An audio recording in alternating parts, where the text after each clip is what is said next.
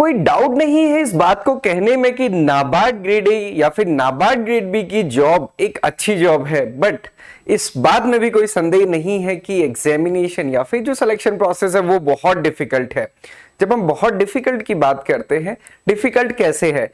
Phase 1 8 subjects, phase 2 descriptive ARD, descriptive ESI और साथ साथ डिस्क्रिप्टिव इंग्लिश, और फिर उसके बाद 50 मार्क्स का इंटरव्यू। तो ऐसा भी नहीं है कि वेटेज इंटरव्यू का कम है। अब इन सारी चीजों में क्लियर तभी हो पाएगा जब आपकी कंसेप्चुअल अंडरस्टैंडिंग बहुत अच्छी होगी, जो हम कई बार डिस्कस कर चुके हैं। सो दोस्तों, आज अपनी इस वीडियो में डिस्कस हम करने वाले हैं कि लास्ट ईयर क्या क्वेश्चंस आए थे एआरडी ईएसआई में फेज 1 में, क्या क्वेश्चन आए थे एआरडी ईएसआई फेज 2 में, ऑब्जेक्टिव प्लस डिस्क्रिप्टिव दोनों, सो दैट कि आपको पता चल सके कि डिफिकल्टी लेवल कितना है। जो मैंने स्टार्टिंग में कहा था कि जॉब अच्छी है और डिफिकल्ट है, तो वो डिफिकल्ट क्या है वो आपको पता चल सके। बट मुझे लगता है कि इसको देखने के बाद आप कहेंगे कि सर डिफिकल्ट तो नहीं है, इजी ही दिख रहा है। बट दिखना अलग होता है, एग्जाम में फील करना अलग होता है, तो दोनों को का बैलेंस बना के चलिएगा। सो दोस्तों, मेरा नाम है कैलाश तिवारी एंड स्वागत है आप सभी का एग्जाम बी में। So to make your preparation 50% faster, हम डिस्कस कर रहे हैं नाबार्ड ग्रेड ए का लास्ट ईयर का एआरडी ईएसआई का क्वेश्चन आंसर का कंपाइलेशन फेज 1 एंड फेज 2 का। मैंने डायरेक्ट पीडीएफ से लिया हुआ है, यहाँ पे आपको पीडीएफ का लिंक डिस्क्रिप्शन बॉक्स में मिल जाएगा, इसको आप डाउनलोड भी कर सकते हैं। सारे क्वेश्चन हम डिस्कस नहीं करेंगे क्योंकि ये डिस्कशन हम कर चुके हैं, बड़े बड़े सेशंस 3-4 घंटे के ऑलरेडी प्रेजेंट हैं आप यूट्यूब में हमारे, आप उनको भी देख सकते हैं। लास्ट ईयर क्वेश्चन आया था coconut is propagated through, easy सा क्वेश्चन है, बट अगर जब तक हमें पता नहीं होगा तो ये डिफिकल्ट भी हो सकता है, क्योंकि कोकोनट इतना बड़ा कोकोनट होता है, आपने देखा ही है।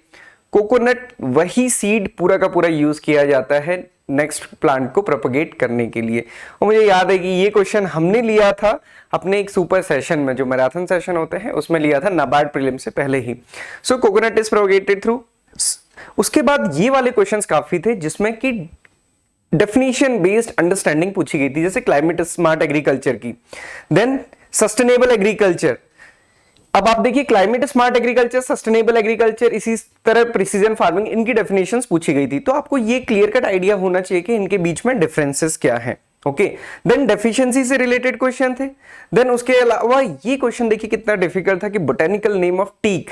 अब कोइंसिडेंस देखिए, इस बार जो यूपीएससी का प्रीलिम्स का एग्जामिनेशन है हुआ था, उसमें आप देखेंगे कि टीक क्वेश्चन वहां पे पूछा गया था। हालांकि टीक डायरेक्टली नहीं पूछा गया था, वहां पे तो ये दिया था कि कौन सा डेसिडियस प्लांट है ये पहचानना था। टीक भी एक डेसिडियस प्लांट है, टेक्टोना ग्रैंडिस इसका बोटेनिकल नेम है। नाबार्ड में बोटेनिकल नेम पूछा गया था। ओके, मे बी इनके पास कोई लिस्ट होती होगी ऐसी कॉमन जिसमें से ये ट्री देने होते होंगे। देन ये क्वेश्चन भी डिफिकल्ट था अगेन। ये डाउनी मिल्ड्यू, ये एक टाइप की डिजीज होती है, उसके कैरेक्टरिस्टिक फीचर्स दिए गए थे। एग्रीकल्चर स्टूडेंट के लिए ये इजी हो सकता है, बट जो नॉन एग्रीकल्चर स्टूडेंट्स है डेफिनेटली उनके लिए डिफिकल्ट। अब ये देखिए ये क्वेश्चन किस डिफरेंट टाइप का है, ये ना तो एग्रीकल्चर स्टूडेंट ना तो नॉन एग्रीकल्चर स्टूडेंट, किसी के लिए भी इजी नहीं है।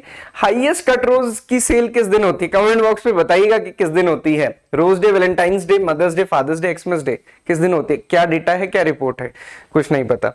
ओके, ये जस्ट यहाँ पे गैस करके वैलेंटाइंस डे लिखा हुआ है। Then which organelle is responsible for the growth and development, ये भी पूछा गया था। अगेन कुछ इस टाइप के क्वेश्चन थे कि जो डीप कंसेप्चुअल एग्रीकल्चर थे, जो नॉन एग्रीकल्चर स्टूडेंट्स के लिए डिफिकल्ट थे। Okay, then ram lamb castrated at what age, ये क्वेश्चन पूछा गया था एनिमल हस्बेंड्री से कि राम लैम्प जो होता है उसको कब कैस्ट्रेट किया जाता है। सिमिलरली इस टाइप के क्वेश्चन थे। अगेन ये सारे क्वेश्चंस हम डिस्कस नहीं करेंगे, पीडीएफ आपको मिल जाएगा, आप उसमें देख सकते हैं, आराम से तसल्ली से देखिए, आप उसको समझ जाएंगे। अब हम सीधे आगे चलते हैं। कुछ क्वेश्चन करंट के भी थे इसमें, पहले हमने वो एनालाइज कर रखा है। जैसे आप देखेंगे एग्रीकल्चर एजुकेशन डे कब सेलिब्रेट किया जाता है, ऑर्गेनिक फार्मिंग की डेफिनेशन भी पूछी गई थी, पॉपुलर ब्रीड ऑफ पोल्ट्री पूछी गई थी। तो ये पूरा का पूरा बैलेंस पेपर था, आप उसको देख सकते हैं। ओके, लाइक ई नेम की डेफिनेशन दी हुई थी और पूछा गया था ई नेम कौन सी है। Percentage of rural population in India, लगभग हम जितनी भी रूरल डेवलपमेंट की बात करते हैं सबसे पहले हम सेंसस पे ही आते हैं, तो ये क्वेश्चन बेसिक सा वहां पे पूछा गया था। ओके, बायो फर्टिलाइजर से रिलेटेड था, बेंच टेरेसिंग। तो जितने भी क्वेश्चन थे सभी में थोड़ी बहुत कंसेप्चुअल अंडरस्टैंडिंग तो यहाँ पे चाहिए ही थी। अब ईएसआई में देखेंगे, ग्लोबल जेंडर गैप रिपोर्ट 2022 से क्वेश्चन था। लास्ट ईयर का जो ईएसआई का क्वेश्चन था वो कंसेप्चुअल कम करंट वाला ज्यादा था। अब करंट क्या होता है? तो ESI economic and social issues related to the agriculture and rural development. जब हम रूरल डेवलपमेंट की बात करते हैं तो सभी चीजों के डेवलपमेंट की बात करते हैं। सभी चीजों की मतलब जो बेसिक कम्युनिटीज, चाहे एजुकेशन है, चाहे हेल्थ है, चाहे ट्रांसपोर्टेशन है या फिर फार्मर्स डेवलपमेंट है, सारी चीजें उसमें आ जाती हैं। स्वच्छ भारत मिशन अर्बन, इसका टाइमलाइन पूछा गया था। Which of the following sector is related to the service sector, ये पूछा गया था कि कौन सा इनमें से सर्विस सेक्टर से रिलेटेड है। इकोनॉमी के 3 सेक्टर हैं, primary, secondary, tertiary. Tertiary sector में कौन कौन सी एक्टिविटीज हैं, ये क्वेश्चन पूछा गया था। नेशनल कैरियर सर्विस कब लॉन्च हुआ था, ये क्वेश्चन पूछा गया।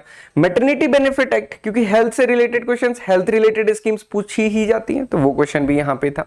तो ये सारे क्वेश्चंस यहाँ पे देखने को मिले थे। ये क्वेश्चन क्योंकि लास्ट ईयर ये चेंज हुआ था, कई बार डिस्कस भी किया कि जो प्रधानमंत्री जीवन ज्योति बीमा योजना है ना, 3 सोशल सिक्योरिटी स्कीम्स है, सुरक्षा बीमा योजना, जीवन ज्योति बीमा योजना एंड अटल पेंशन योजना। लास्ट ईयर प्रीमियम चेंज हुआ सुरक्षा बीमा और जीवन ज्योति बीमा योजना का, और वो क्वेश्चन यहाँ पे पूछा गया। हर साल ही ये क्वेश्चन पूछा जाता है, पहले से एज पूछी जाती थी, अभी लास्ट ईयर ये पूछा गया था। तो ये वाले पूरे जो पोर्शन है इसमें आपको मिल जाएंगे ईएसआई के क्वेश्चन। ये आप एक बार देख सकते हैं और फिर डिसाइड कर सकते हैं कि ये कितना डिफिकल्ट था और कितना इजी था। ओके, इसके साथ साथ अब हम आते हैं फेज 2 के क्वेश्चन एंड आंसर में। फेज 2 में 1 मार्क के 10 क्वेश्चन, 2 मार्क के 20 क्वेश्चन रहते हैं।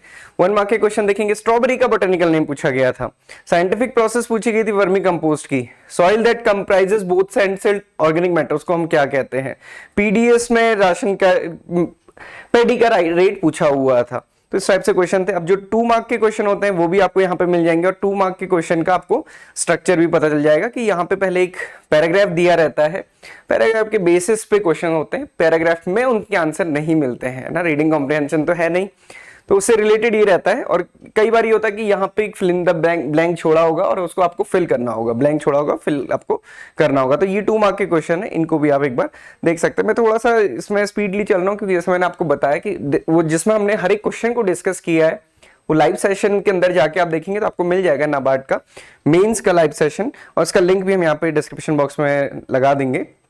इसके साथ साथ आप भी देख सकते हैं यहाँ पे जो डिस्क्रिप्टिव क्वेश्चन आंसर्स हैं वो भी हमने यहाँ पे सारे मेंशन किए हुए हैं, और डिस्क्रिप्टिव क्वेश्चन आंसर्स के एक्सप्लेनेशंस भी पूरे, मतलब पूरा पूरा आंसर यहाँ पे आप देखेंगे। ये डिस्क्रिप्टिव क्वेश्चन है, what is social forestry, what are its objective, तो इसका पूरा सोल्यूशन यहाँ पे मतलब क्या एक आंसर हो सकता है वो यहाँ पे दिया है। Similarly globalization has benefited the Indian economy, ये क्वेश्चन और इसका आंसर, तो ये सारी चीजें यहाँ पे दी हुई है।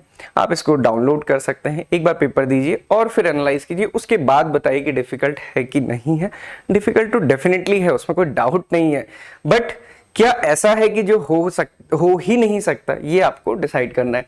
तो इसके लिए हमने आपको एक स्ट्रेटजी प्लान पूरा ऑलरेडी दिया हुआ है, और अभी तो हमारा 80 डेज की स्ट्रेटजी प्लान, क्योंकि हमारा new batch 3rd batch start हो रहा है नाबार्ड का 31 से, तो आप उसको भी ज्वाइन कर सकते हैं।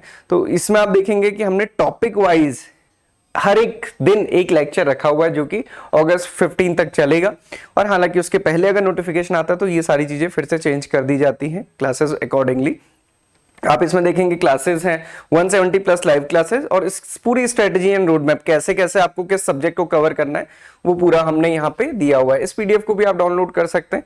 एग्रीकल्चर में कौन कौन से टॉपिक हैं, उसमें करंट का कौन सा पार्ट है, उसके अलावा रूरल डेवलपमेंट क्या है, ईएसआई का क्या पोर्शन है, वो पूरा का पूरा इसमें दिया हुआ है। डिसीजन मेकिंग, क्वांट्स, रीजनिंग, सारी चीजें इसमें दी हुई है। सो ये सारी चीजें एक बार देखिए, फिर समझिए कि पेपर कितना डिफिकल्ट था और उसके अकॉर्डिंग अपनी प्रिपरेशन स्टार्ट कीजिए। हमेशा प्रीवियस ईयर पेपर से ही स्टार्ट कीजिए, उसी से कॉन्फिडेंस आएगा और उसी से मोटिवेशन भी आएगा, और सबसे बड़ी बात उसी से डायरेक्शन भी मिलेगा कि किस डायरेक्शन में चलना है। So this is all for today. Thank you everyone for watching this video and have a very great day ahead.